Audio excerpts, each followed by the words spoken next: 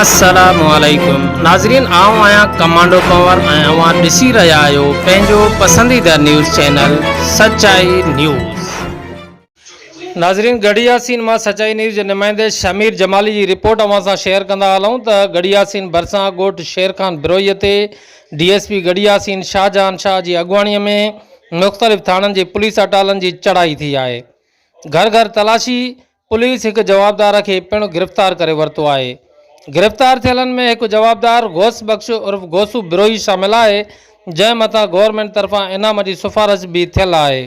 जॾहिं त शक जे बुनियाद ते केतिरा ई गिरफ़्तार करे अणॼातल हंधि मुंतक़िल कया विया आहिनि।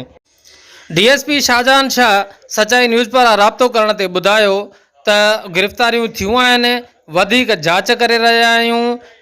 जांच करण खां पोइ अव्हांखे वधीक तफ़सीलात सां आगाह करे सघबो। मज़ीद खबरें और अपडेट्स के लिए देखते रहिए सच्चाई न्यूज़।